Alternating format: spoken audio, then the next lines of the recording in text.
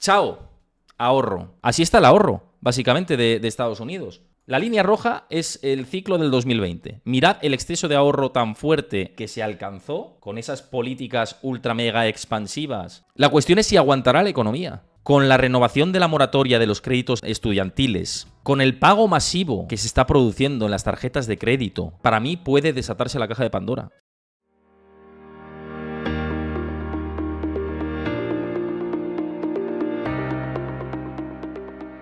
Antes de ver el vídeo al completo, recuerda darle a like, suscríbete a mi canal y déjame tu comentario. Lo que tenemos ya por aquí, es el SP500 en tiempo real, que hoy en concreto está cayendo un 0,41% y está ligeramente rebotando después del inicio de sesión, pero fijaos la figura que está trazando ahora mismo el mercado después de haber tocado esta resistencia, este latigazo a la baja en agosto, y ahora aparece este segundo impulso con esos saltos en el camino. Vamos a ver qué es lo que tenemos ahora y cuál es el contexto de estas últimas caídas que estamos viendo en los mercados, ya no la de agosto, que esta ya la hemos comentado, sino esta última, y hacia dónde se puede dirigir la economía con los últimos datos macroeconómicos que tenemos, porque hay mucho que comentar. Hay que poner en contexto lo que ha pasado en los últimos 2 días. Estábamos pendientes de 2 datos claves en la economía, que era el ISM de servicios, también el PMI, pero más en concreto el ISM, que los inversores se suelen centrar más en esta segunda encuesta de ISM, del sector servicios, y también de las peticiones iniciales de desempleo de hoy, que se han publicado. Al principio de la semana, en el vídeo que hago todas las semanas en los directos analizando las claves, comentamos que las peticiones iniciales de desempleo eran fundamentales dentro de una de las claves que dijimos, y también la parte del ISM de servicios. ¿Por qué? Por lo que siempre hemos dicho, a más fortaleza económica, más miedo sobre el control de la inflación, a más miedo sobre el control de la inflación y un mercado laboral fuerte, más posibilidades de que se suban los tipos de interés, a más posibilidades de que se suban los tipos de interés, más probabilidades de entrar en una recesión cada vez más severa porque se está dilatando en el tiempo. Esto lo hemos contado por activa y por pasiva, y parece que es la película que nunca llega, ¿no? Y parece que es que me subo al barco de los cenizos y hasta que no llegue lo que yo digo, pues no me voy a bajar. No, es porque los datos siguen apuntando en esa dirección y porque unos tipos de interés en zona restrictiva o tan altamente restrictiva históricamente han indicado crisis económica. Y siempre que los tipos de interés han permanecido en niveles históricamente altos durante más tiempo, ha llegado una recesión más dura. Entonces yo quiero que esto pase ya, en realidad. ¿Quieres que llegue la crisis? Sí. Os voy a decir que la respuesta corta a esto es sí. Quiero que llegue cuanto antes. Porque cuanto antes llegue, más suave será. Cuanto más tarde llegue, más dura será. Por tanto, ¿quieres que llegue la crisis? Viendo los indicadores adelantados, sí quiero que llegue la crisis, porque si llega antes será indicativo de que será más suave. Si se demora más en el tiempo, como hemos dicho anteriormente, será más dura. ¿Por qué? Porque nos lo ha demostrado la historia. No es que lo diga yo, es que si nos fijamos en los promedios históricos, ha sido así.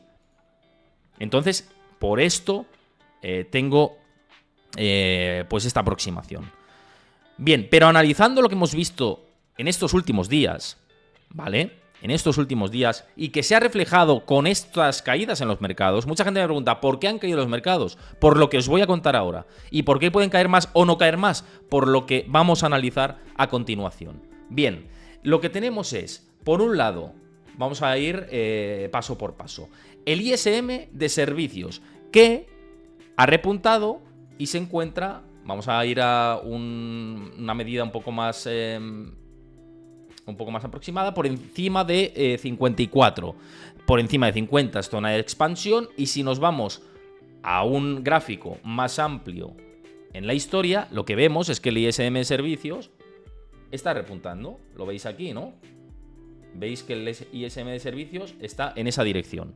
Ascendente de momento, o por lo menos en zona de tranquilidad, de que la economía sigue rulando, sigue pilotando y sigue avanzando a un ritmo importante, y teniendo en cuenta que los servicios en Estados Unidos representan la gran mayor parte de la tarta del PIB, ¿vale? Y por eso, si los servicios tiran en Estados Unidos, tirará la economía, porque el sector manufacturero lleva en recesión más de un año en Estados Unidos. Y sin embargo, no hay una recesión global dentro de Estados Unidos. Los últimos datos de PIB han sido fuertes también por la actividad de exportación y por la parte de los servicios. Y está aguantando de momento los servicios y lo que estamos viendo ahí en el gráfico. Esto se publicó en el día de ayer y hizo que los mercados fueran a la baja y cayeran. Pero no solo esto es lo que está ampliando ese movimiento a la baja y un poco por el análisis de más corto plazo de lo que está sucediendo, ¿no? Porque yéndonos un poquito más atrás, tenemos las vacantes laborales de Estados Unidos, que el mercado laboral parecía pues que empieza a mostrar síntomas de madurez, ¿no? De maduración. Y mirad cómo van las ofertas laborales, lo hemos comentado en otros programas, ¿no? Pero las ofertas laborales sí que van en proceso descendente. Aún así, la parte que nos indica, digamos, más preocupación pueden ser las peticiones iniciales de desempleo, es decir, la solicitud de subvenciones de desempleo por parte de los americanos. ¿Cuántas solicitudes de desempleo hay cada semana? Y ese dato lo hemos conocido hoy. Y decíamos, si el dato de solicitudes iniciales de desempleo en Estados Unidos sale ligeramente débil o apunta o sale del terreno de neutralidad, que es donde estaba, en un terreno de absoluta comodidad para la Reserva Federal, un terreno muy cómodo, entonces ya podríamos hablar de que sí, que el techo de los tipos estaba alcanzado y que la pausa está más cerca y que la inflación puede controlarse en mayor medida, ¿no? ¿Qué ha sucedido? Y os lo he compartido tanto en mis redes sociales como en mi comunidad de Discord, que una vez más os invito a que os unáis, que este dato os lo daba en tiempo real, datos económicos en tiempo real, gráficos, análisis, debates con vosotros, todo lo tenéis en mi comunidad de Discord, como siempre os lo pasa Chris por el chat, para que os unáis, o si estáis desde YouTube lo tenéis en el enlace de la descripción y también en el comentario fijado, tenéis ahí mi cuenta de Discord, el enlace a Discord. Y lo que hemos visto en los datos de peticiones iniciales de desempleo, lo voy a hacer más grande para que lo veáis y un poco el análisis que os hacía, es que hemos tenido 216.000 de 234.000 previstas y de 229.000 anteriores. ¿Esto qué quiere decir? Pues que son mucho más bajas de las esperadas, con lo cual el paro semanal ha sido más bajo del esperado y más bajo del mes anterior. Ya no solo del esperado, sino del mes anterior. Es el dato más bajo desde febrero. Es decir, se ha roto a la baja de manera importante esto. Lo cual quiere decir que el mercado laboral todavía, aunque las ofertas laborales están cayendo, no asusta. Da margen a la Fed. La Fed ya sabéis que tiene dos mandatos. Solidez y, digamos, mantener el mercado laboral en unos niveles buenos. Eso es el primer mandato de la Fed. Y el segundo es el control de precios, la inflación. El mercado laboral lo tiene controlado de momento, entre comillas, teniendo en cuenta esa parte de los JOLTS y también teniendo en cuenta que los mínimos de peticiones iniciales de desempleo han quedado atrás. Pero está estable. Digamos que se ha estabilizado en estos niveles y que incluso el dato de hoy ha sido muy bueno. Si hay menos presión en el mercado laboral, quiere decir que el estadounidense tiene capacidad de gasto todavía en cuanto al salario que él percibe y que gasta mes a mes. Y además de todo esto,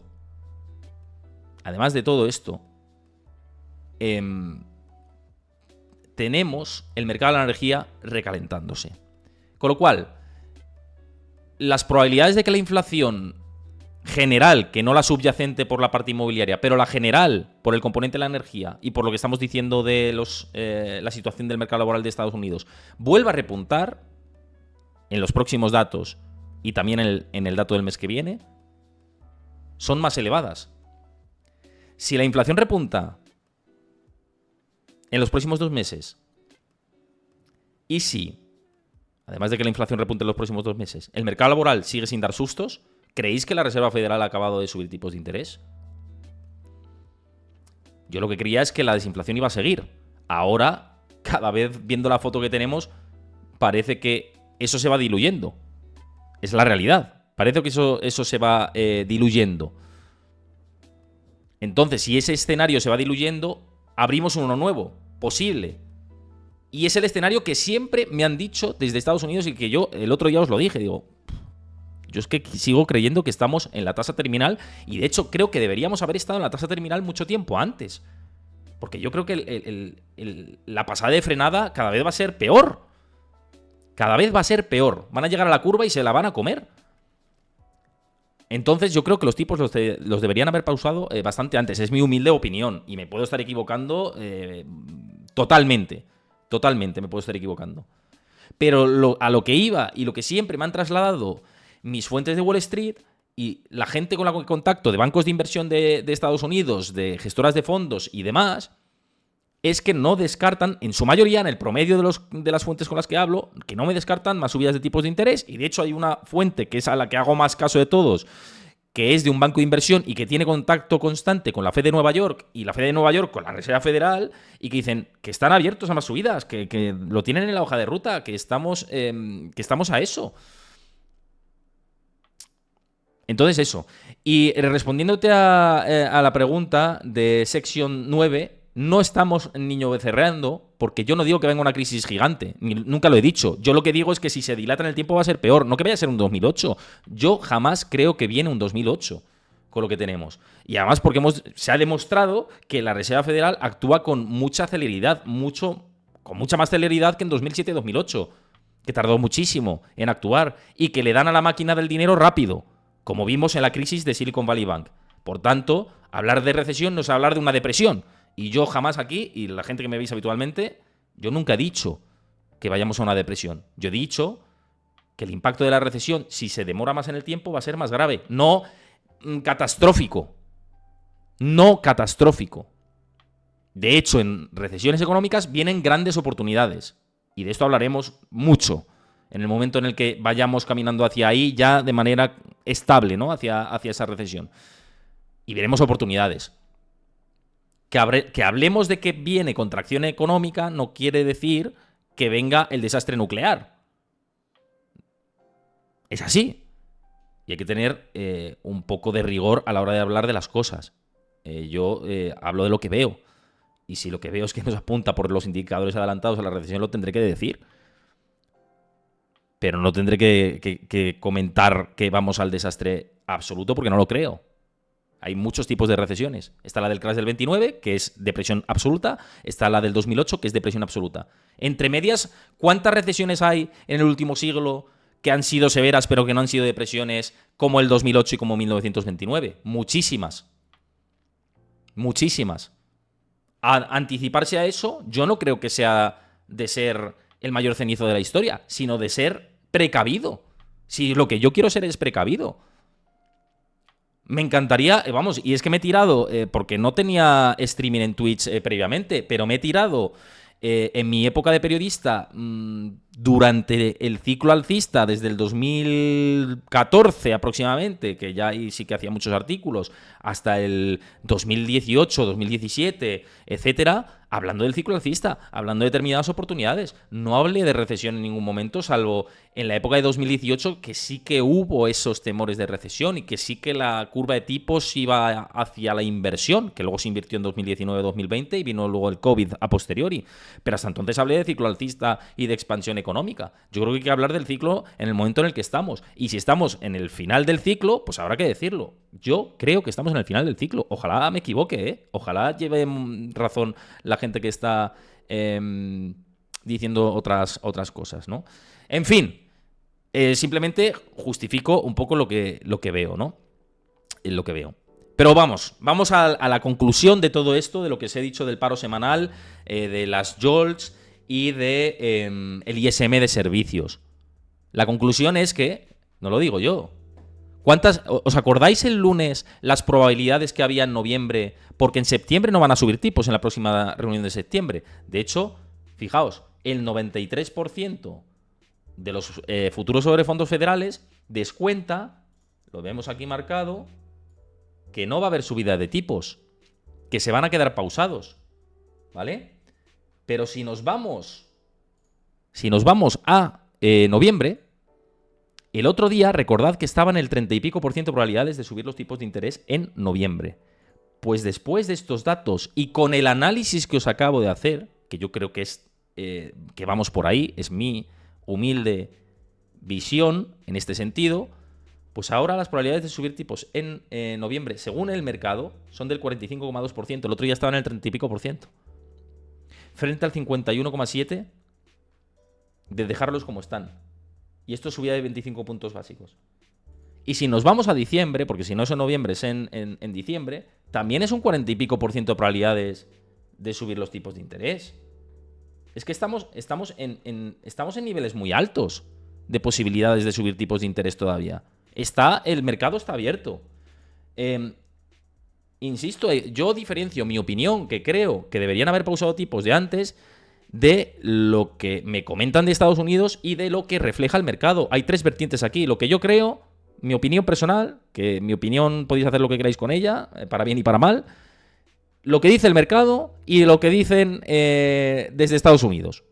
Diferentes fuentes de información y personas que trabajan en bancos de inversión, gestoras de fondos, etc. Y estos pues me dicen que hay muchas probabilidades todavía de subir tipos. Y yo os lo cuento, porque creo que es mi obligación trasladaros esta información, ¿vale? Y la conclusión de todo esto, de los tipos de interés y de lo que estamos viendo, es que, bueno, con el temor al repunte de la energía, hay más miedo de que la inflación se dispare, como hemos complicado antes, ¿no? Y que pues pueda haber esta subida de tipos de interés, que el lunes las posibilidades estaban altamente bajas, ¿no? Altamente bajas. Lo que está claro, y está clarísimo, es que el ciclo se alarga. Vuelvo a lo mismo, vuelvo a la misma teoría. El ciclo se alarga y siempre hemos dicho que eso es peor, que los ciclos se alarguen. Todos los ciclos, cuando se han alargado, han sido peores. Iros a los 70, iros a los 80, iros a los 90, han sido peores. O 2008, no quería mencionarlo porque hay mucha gente sensible por aquí, pero los ciclos cuando se han alargado han sido peores. ¿Vale? Y hay algo que añadir en todo este cóctel que estamos diciendo, en toda esta mezcla, en toda esta receta tan complicada que vemos en la economía y que a la postre esto se trasladará en los mercados, siempre lo acaba haciendo, es mi opinión, y es la situación del ahorro de los norteamericanos, de Estados Unidos. Ojo con el ahorro en Estados Unidos, que hemos dicho en múltiples ocasiones que el ahorro ha sido uno de los principales sustentos de la bolsa de Estados Unidos y de la economía de Estados Unidos. En gran medida, o en gran parte. Luego está la otra parte, que es la expansión fiscal. ¿Y qué sucede con el ahorro de Estados Unidos? El excedente de ahorro del COVID se está yendo al sumidero. Dijimos que entre septiembre y marzo podía agotarse. Pues bien, os voy a compartir un gráfico que es... De hecho, os voy a compartir dos. Primero que lo compartía Michael Auret en su cuenta de Twitter y me parece fantástico. Y mirad cómo se ha pulido el ahorro. Fijaos de los excedentes que partíamos en el COVID, de estos picos, a comerse y a las caídas de ahorro. ¿Vale? Antes del verano quedaban 100.000 millones de dólares de ahorro. ¿Y en septiembre qué está pasando? ¿En qué niveles estamos ahora de excedente de ahorro de Estados Unidos? ¿Cómo está el ahorro? ¿Y qué conclusiones sacamos con esto? Pues os voy a compartir otro que ya es bastante esclarecedor, ¿no? de cómo está la situación, que es este de aquí. Fijaos, adiós al ahorro. Chao, ahorro. Así está el ahorro, básicamente, de Estados Unidos. Adiós. La línea roja es el ciclo del 2020. Mirad el exceso de ahorro tan fuerte que se alcanzó con esas políticas ultra mega expansivas por parte de la administración Trump para, digamos, soportar la pandemia. Y adiós, a tomar por saco el ahorro de Estados Unidos. El gráfico anterior también lo muestra y este lo evidencia también. Pero mirad en otros ciclos. En el año 2008, el excedente de ahorro se produjo después. Y en los 80 también. Y en los 70 y en los 90 permaneció más o menos estable. Ahora, lo que observamos es que estamos por debajo. Es que se agota. Es que se diluye este ahorro, este exceso de ahorro. ¿Cómo puede afectar esto en la economía o cómo puede terminar afectando? Pues evidentemente es una incógnita en el corto plazo, pero digamos que mi sensación es que no muy bien. Que el chao al ahorro es que no muy bien para la economía de Estados Unidos, porque hemos visto en múltiples programas, en múltiples análisis, que en gran medida el soporte o la estabilidad de la economía había aguantado por esta variable, que es el ahorro de los norteamericanos, el exceso de ahorro. La cuestión es si aguantará la economía. La cuestión es si aguantará la economía.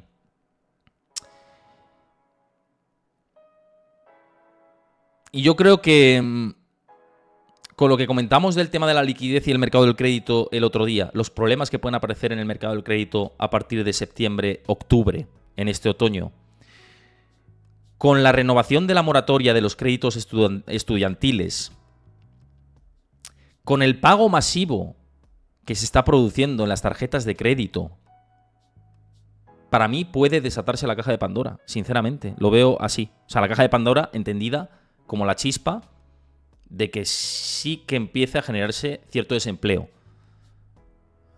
Mucha atención con todo esto. Mucho cuidado.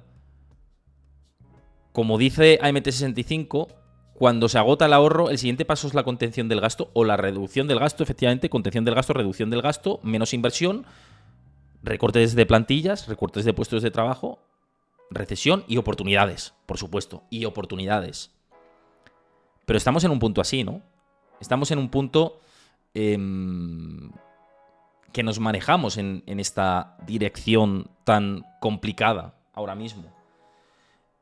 Os mencionaba la moratoria de los créditos estudiantiles. Os iba a mostrar varios gráficos para sustentar un poco este análisis también, y hacerlo más completo.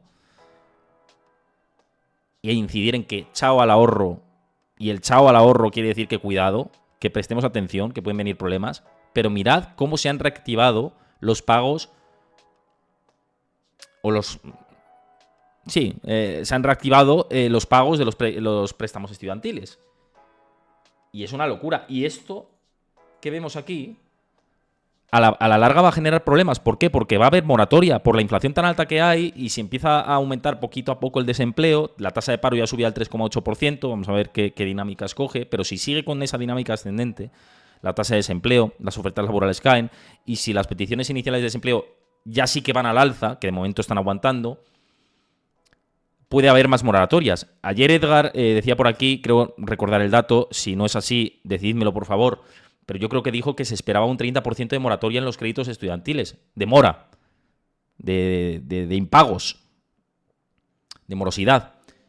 Si hay un 30% de morosidad, vamos a ver cómo afecta esto en el consumo de Estados Unidos y cómo repercute a la postre en la economía. Cuidado, ¿eh? Lo de la moratoria es muy importante, lo del consumo de las tarjetas también.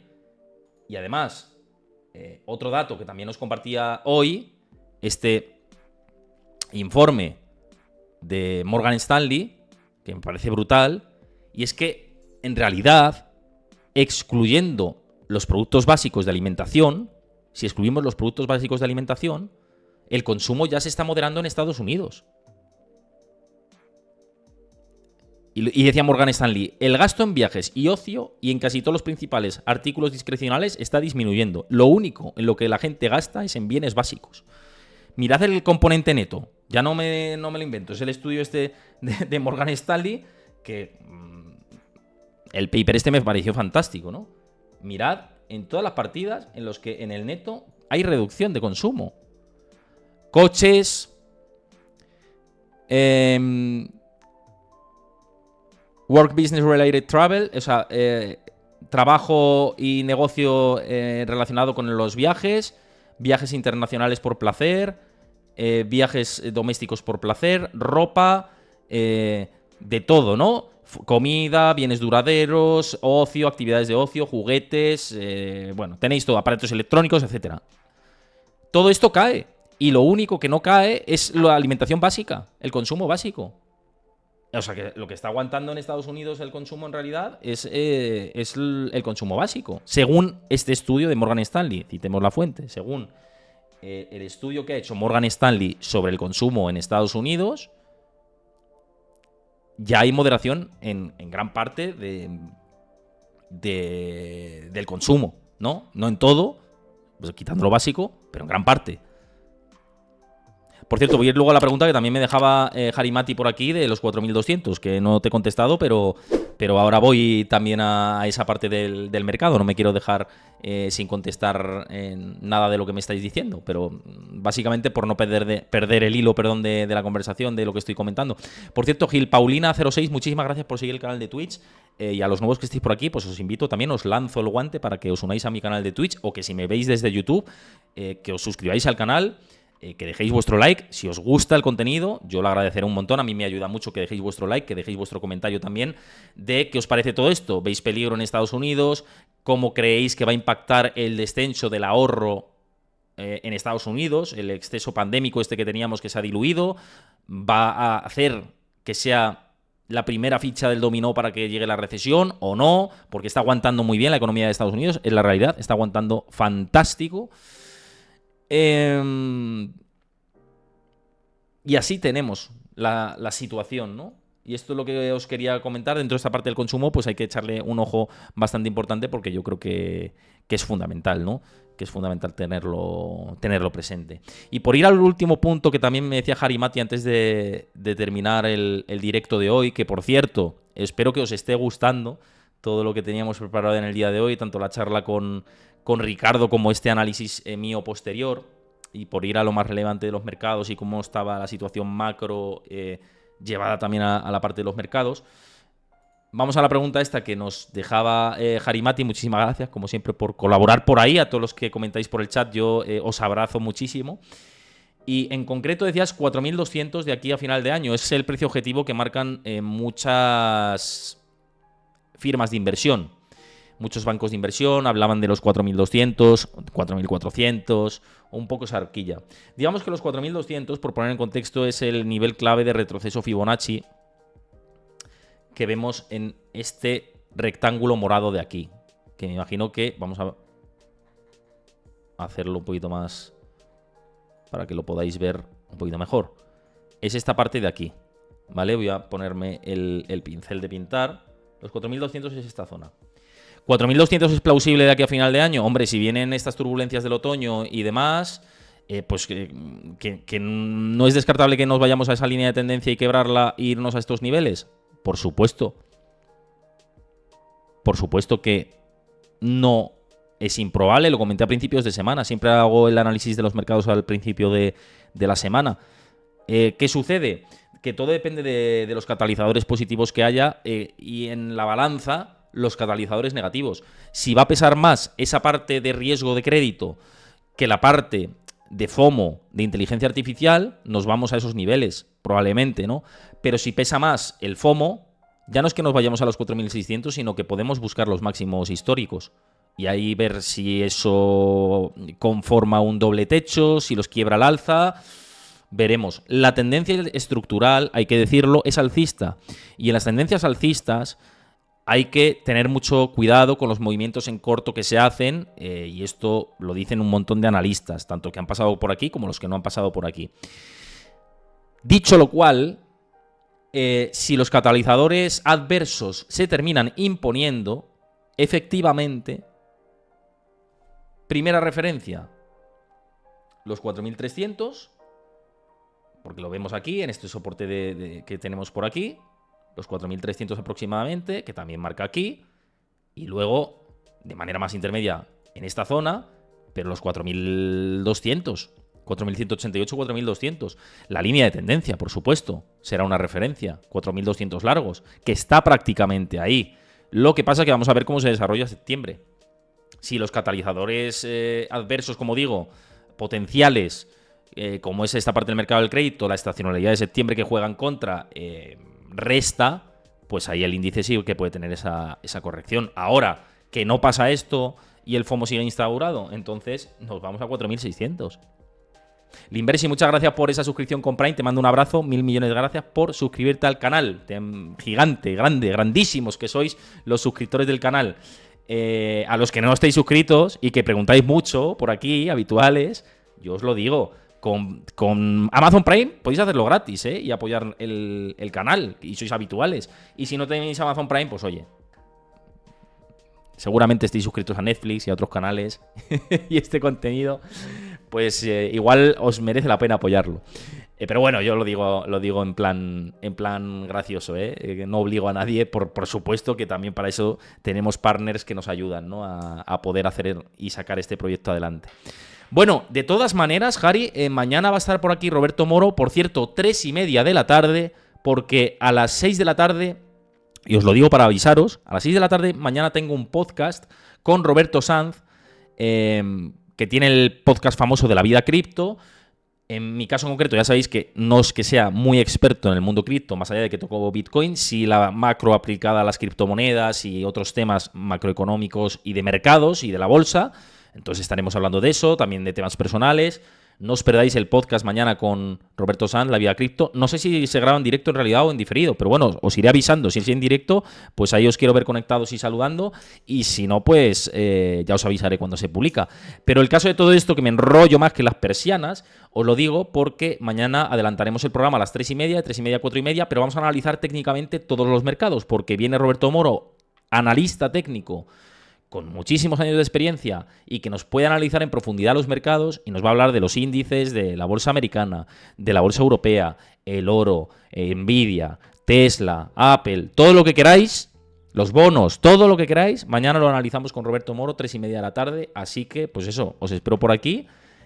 Como siempre os digo, coged muchas fuerzas, que cerraremos la semana por todo lo alto. Así que, fantástico. Y si os pilla la hora de comer o sobremesa, pues oye, el cafetito con Héctor, con Roberto, tranquilamente. Si estáis trabajando, lo escucháis ahí de fondo. Si estáis comiendo, pues oye, en vez de la tele me veis a mí, que tampoco está tan mal, y ya está. Así que mañana una sesión de análisis técnico y os va a gustar seguro, estoy convencido. Venga, chicos, descansad mucho, chat. Muchísimas gracias como siempre por saludar y por estar ahí. Os mando un abrazo grande y nos vemos mañana 3:30 de la tarde, hora española. Un abrazo a todos, cuidaos y mañana nos vemos. Chao.